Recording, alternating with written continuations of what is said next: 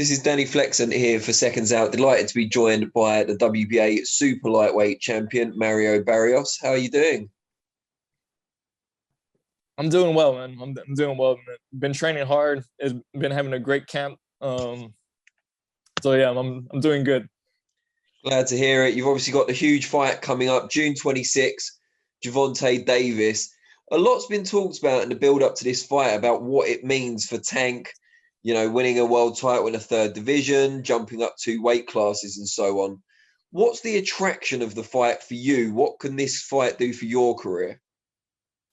This fight can do a lot, for my career. Whether you like Gervonta or not, he has a huge name in the sport of boxing. He has a name that whether you're a boxing fan or not, you hear about Tank.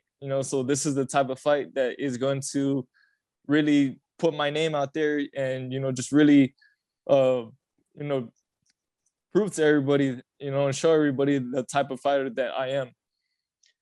And have you already seen the impact of that so far in the build up to the fight, and that more people, media and so on, are taking an interest in you and your backstory than perhaps was previously the case for some of your other fights?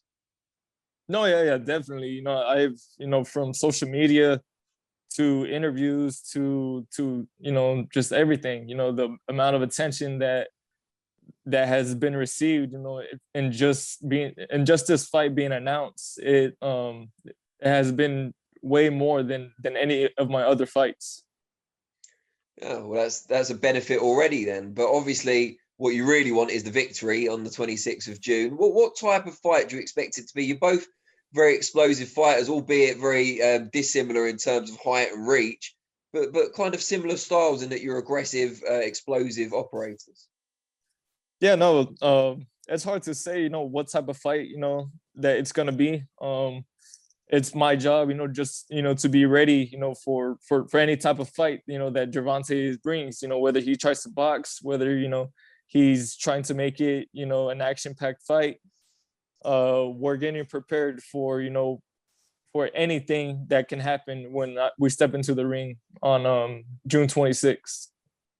What do you make of Davis? Obviously, this is only a fight that's recently come on your radar because he was operating 2 weight classes below. But I'm sure you've watched his career to an extent. What have you made of him before he became a potential opponent for yourself? I have always thought, Tank is a good fighter. He's like you said, he's explosive. He's versatile. He knows how to finish his opponents when he gets them hurt. And yeah, this is a huge opportunity for me, and I'm looking forward, to stepping into the ring with him. Tell us a little bit about your own backstory. I believe you've been in the sport since a very young age. Your sister is also a pro, of course, Selena. Just tell us how you first got interested in boxing and how you progressed through the amateurs. Yeah, when I was 6 years old, when my mom actually she took us to a boys and girls club in San Antonio, where they had boxing, and that's where we had got started. And I didn't take a how would I say, I wasn't good at boxing when I first started, and I didn't. Yeah, no, not at all. My sister, on the other hand, she was a natural because she was naturally aggressive. She was, she had that killer instinct every time she got into the ring. And me, it took me a couple of years, to really, to gain that. And but over time, I did, I fell in love with the sport, and it grew into a passion a passion of mine and for my sister, and then we both had successful amateur backgrounds. We had numerous national titles and everything, and then I turned pro when I was 18. I got signed, and we kind of just took off from there. That's great stuff. And I believe early in your career, you were trained by your father, and then it got to a point where he felt and you felt maybe he'd taken you as far as he could, and he was happy to hand over the reins to Virgil Hunter. Is that right? Yeah, that's correct. How has that bond between yourself and Virgil grown? Because you've been together for quite a lot of fights now. He's obviously a highly respected trainer as well. How does that work, the relationship between the two of you? What are the main things you've learned from him so far? I've learned a lot from Virgil. I'm very thankful, to have been under his guidance for the last, I believe, 5 or 6 years now. And we have had 10 or 11, successful fights, since we have been together. That's when I made the move up to 140 pounds, the junior welterweight division. And, but we have been successful in every one of those fights. There's only one of those fights that has gone the distance. And even in that one fight, I was, able to put my opponent on the canvas twice. So, I mean, he has really helped me learn how to use, my size, how to, be patient in there, and how to just let things just flow naturally, not rush it, not rush anything, just being patient, being very intelligent. And yeah, again, I mean, I'm very thankful for him. Our relationship is it's a lot more than just boxing. And the Ackman Dogfight was obviously where you picked up your title. Bit of contention at the time, and a lot of people saying, it could have gone one way or the other. How did you respond to that? Because it can't be nice when you've achieved your, lifelong ambition, and then you've got people out there saying, oh, well, was he outlanded? Did he deserve it? It takes the shine off it a little bit. Yeah. It was one of the first fights where, it was really the first time I had a close fight. And but looking back at it, I mean, that's what makes title fights like that so so perfect, is, I mean, knowing, I faced adversity, knowing that I had an opponent that was in there, going toe to toe with me for 12 rounds. And but I mean, looking back at that fight, I love talking about it now. And because, man, like, at the end of the day, it doesn't matter what people think. Like, they weren't in the ring for 12 rounds, taking the beating, and in the championship rounds, I managed, I pulled off, the shot of the whole fight. I myself, I only had myself winning that fight because I was able to put Akhmedov on the canvas in that 12th round, when it mattered most.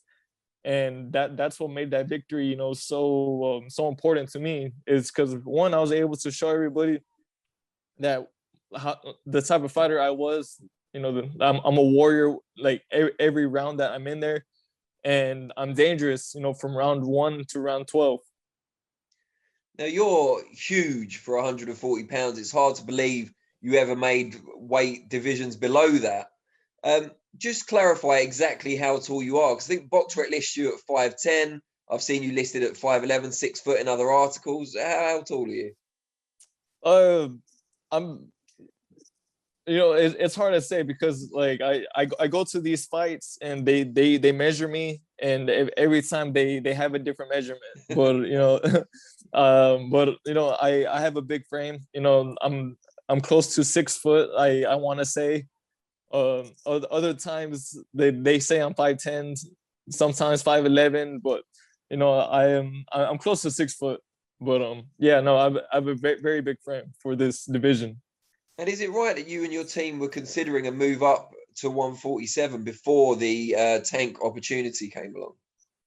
Yeah, that's correct. I mean, we know it's only a matter of time, before that we make that move up.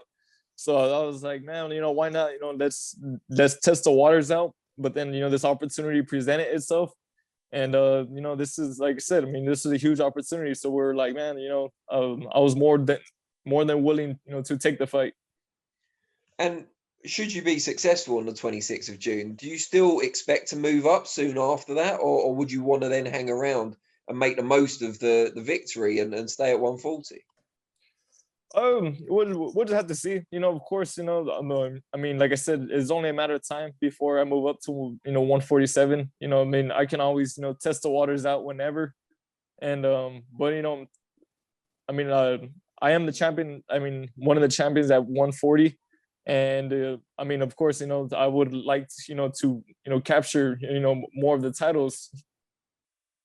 And to do that, you'd have to go through Josh Taylor, of course, who is now the undisputed champion at the weight. I believe you gave us a prediction that we used on our website. I believe you backed Jose Ramirez for that fight. I'm sure you weren't the only one to do so. And it was a very close fight, as it turned out. What did you make of Taylor's performance? And is he someone you'd like to cross swords with in the future? No, definitely. My predictions, for that fight, I mean, I was leaning with Ramirez, because of the pressure and everything. But I mean, I had said plenty of times, Josh Taylor is an excellent boxer, and that's what he proved in that fight. He used his boxing ability, very well. But a fight with Josh Taylor is a fight. I mean, I think it will be great, for boxing fans, and it's a fight I love. Good stuff. And just before I let you go, I have to ask, give us a prediction for June 26, as specific or not specific as you like.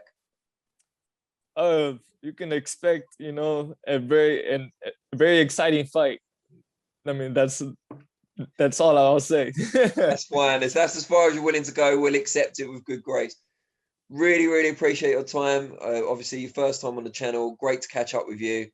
And very best of luck for the 26th of June. We'll all be watching. Likewise, man. I appreciate you. I mean, I look forward to being on in the future.